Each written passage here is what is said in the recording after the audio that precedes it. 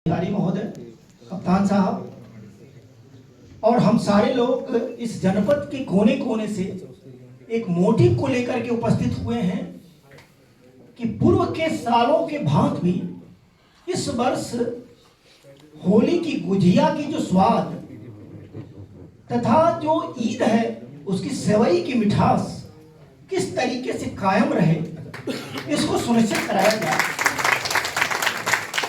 मैं मान के चल रहा हूं आप सारे वक्तागण, सारे लोग जिम्मेदार हैं। सारे लोगों द्वारा जो एक एक बात बताई गई, इतिहास का बखान किया गया, आपसी भाईचारा की बात रखी गई, थाना स्तर पर अन्य प्रशासनिक स्तर पर जो व्यवस्थाएं होती हैं उनकी बात रखी गई। 100% आश्वस्त है कि आप सब लोग पूर्व की बात इस बार भी सब कुछ अच्छा करेंगे, मैसेज भी देंगे। और यही कारण है कि मेरा ये दायित्व बनता है कि अब तक के जितने त्योहार आप लोगों ने आपसी भाईचारा और प्रेम के कारण आप लोगों ने उसको संपादित कराया, सर्वप्रथम उसके लिए आप सभी लोगों को बधाई है। साथ ही साथ आगामी जो होली और रमजान का पवित्र मास, जिसके अंत में जो ईद की सेवई की मिठास के साथ ये पूरा होगा, इसकी भी मुबारकबाद अग्रिम रूप से आप सभी लोगों को। लेकिन क्या पूरे जनपद जिसकी आबादी जितनी है, इस कमरे में बैठे हुए लोग से अगर राय आ रही है कि सब कुछ ठीक है, तो क्या ये मान लेना उचित होगा कि हर जगह ठीक है? निश्चित रूप से जो 1-8% लोग जिन पर हम सबकी निगाहें होनी चाहिए, किसी तरीके की गोष्ठी, किसी तरीके की मीटिंग, किसी तरीके की तैयारी उसके लिए होती है। हम सब लोग जो जिम्मेदार लोग हैं, उनकी निगाहों से उस दिन वो छूटने ना पाए।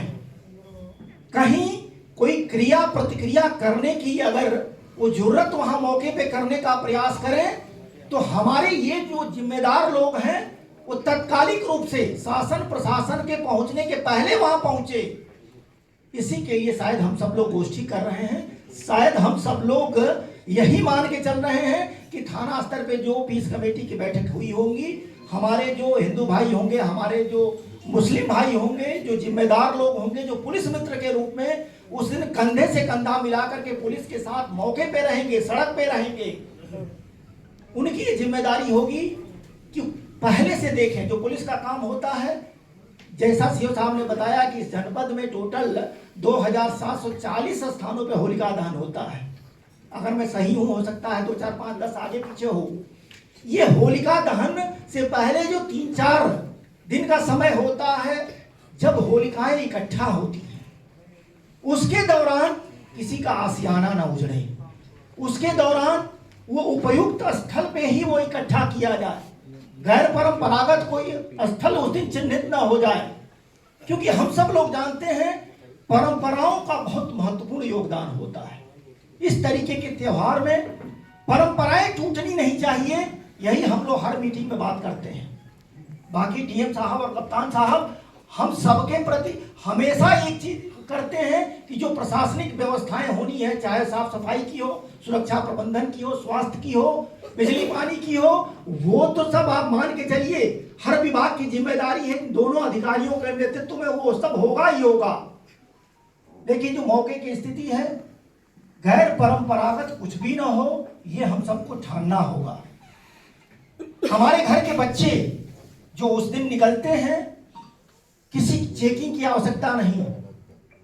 3 बच्चे माइनर हैं, नशा की स्थिति में निकल रहे हैं, घर से निकल रहे हैं। अभिभावकों की जिम्मेदारी होनी चाहिए कि उस दिन उस दोपहिया वाहन की जो की है, जो चाबी है, वो उसको कतई न मिले।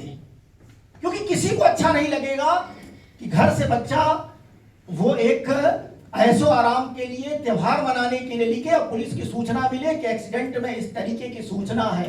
वो काफी दुखद होता है। न सिर्फ परिवार की क्षति होती है, वो समाज और देश की भी क्षति होती है। इसीलिए हम सबकी जिम्मेदारी होती है, सामाजिक दायित्व भी है कि अपने अपने बच्चों को ये पहले से समझाएं। यहाँ बात तय हो गई कि 1 बजे तक होली का त्योहार जो सड़क पे दिखाई देता है, त्योहार दिन भर चलता है, सड़क पे दिखाई देने वाला त्योहार सिमट के घरों के अंदर आ जाएगा। तय हो गई लगभग 2 बजे के आसपास से जो अन्य धार्मिक संप्रदाय के लोग हैं, जो इबादत गाहें हैं, वहां चीजें होंगी। जो बीच का पीरियड है, मामला वहां है। ये कहीं नहीं कि हमारा 1 से 2 के बीच में खत्म हो जाता है, 2 से पहले खत्म होता है। इशू ये है कि जो 1% के लोग हैं, उस सड़क पर जो लोग उससे परहेज करते हैं, सैद्धांतिक रूप से परहेज करते हैं, उस स्थिति में कहीं कोई खुराफात न करने पाए। हम सब लोग जानते हैं ये वर्ष 2025 है, 2026 का वो अवसर होगा जब ग्राम प्रधानी का चुनाव होगा।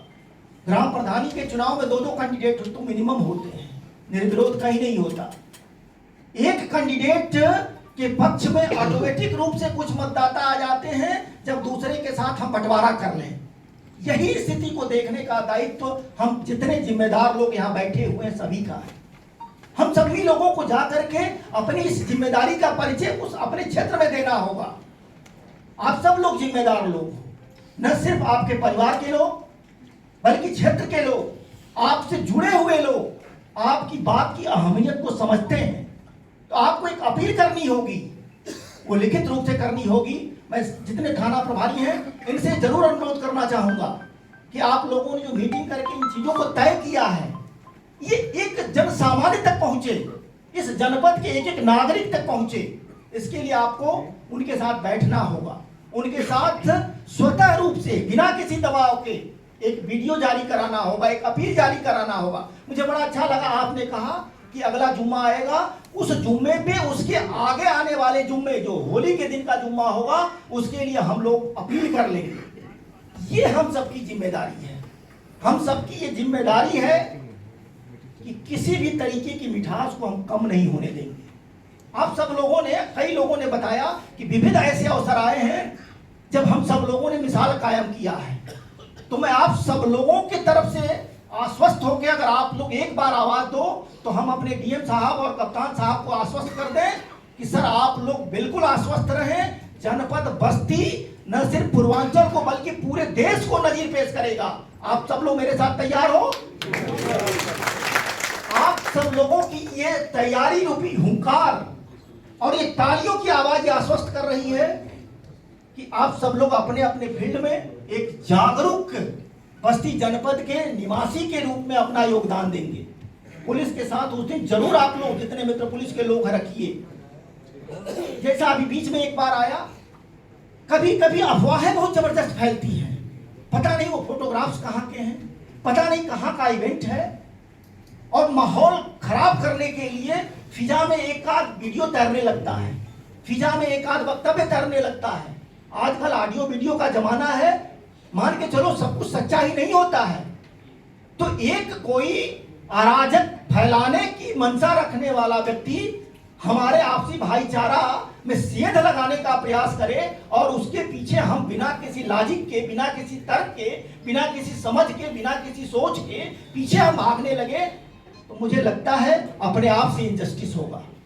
इन सब चीजों को आप सब लोगों को जमीनी धरातल पर देखना होगा। और फिर रही बात, अभी पुरानी बस्ती के तरफ लोगों ने बताया, इस जनपद में मात्र 4 ही जुलूस है यार। 4 जुलूस एक पुरानी बस्ती में है, वाल्टरगंज की गणेशपुर में है, उसके अलावा आपका ये नगर थाने के बक्सर में है, और एक आपका ये दुबौलिया में है। ये मात्र 4 जुलूस है, मेला मात्र 2 जगह लग रहे हैं। लेकिन इस जनपद के परिवार कितने हैं? वो हजारों की संख्या में, लाखों की संख्या में लोग। उनके दिलों में किसी तरीके की खटास पैदा करने की कोई जरूरत करे, आपको लोकल स्तर पे उन इरादों को नाकाम करना होगा।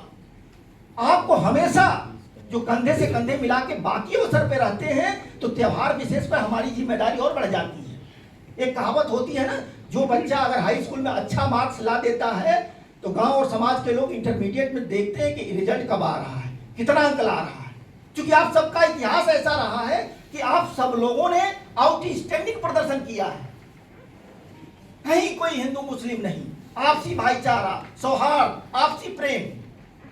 तो इसलिए ये इंटरमीडिएट का जो रिजल्ट आएगा 14 तारीख को, और उसके अलावा उसके बाद 31 या 1 तारीख को, इस रिजल्ट में आप सब लोगों को मेहनत ज्यादा करना होगा। तो मेरी पूरी शुभकामना आपके साथ है, मैं पूरा उम्मीद कर रहा हूं जिसके जिसके पास मोबाइल होगा, एक नंबर मैं जरूर शेयर करना चाहूँगा।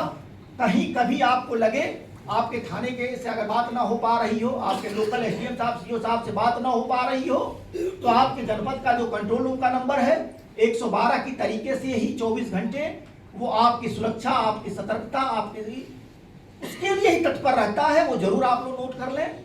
94 54 40 19 33, 94 54 40 19 33, 945 44 0 1933। ये आपके कंट्रोल रूम का नंबर है। इस पे आपको सोचने की आवश्यकता नहीं कि रात को 1 बज रहा है, 2 बज रहा है। बाकी पुलिस का अपना सेट ड्रिल है, वो गोपनीय रूप से किस पे नजर रखना है, किसको नोटिस देना है, किसके विरुद्ध क्या निरोधात्मक कार्रवाई करानी है। आप मान के चलो आप सबके सहयोग से वो पुलिस अपना काम कर रही होगी। तो आप सब लोगों को पुनः होली की बहुत बहुत शुभकामना, बहुत बहुत बधाई। रमजान का जो पवित्र मास चल रहा है, ईद की भी बहुत बहुत बधाई। और शायद ईद जिस दिन पड़ेगा उसी दिन से संभवतः नवरात्र का शुरुआत होगा, अगर मैं सही हूं। तो इन सारे त्योहारों को अग्रिम शुभकामना, अग्रिम बधाई। इस पूरे विश्वास के साथ आप सब लोगों के तरफ से मैं अपने डीएम साहब और कप्तान साहब को सर आश्वस्त करना चाह रहा हूं कि सर ये आपकी पूरी टीम है और आपके इस जनपद में पहले भी कोई कहीं किसी तरीके का कोई समस्या नहीं थी और आगामी इस त्योहारों में भी पूर्णतः अमन चैन भाईचारे के साथ त्योहार मनाया जाएगा। जय हिंद, जय भारत। श्रीमान अपर जिलाधिकारी महोदय, जनपद बस्ती से आग्रह करता हूं।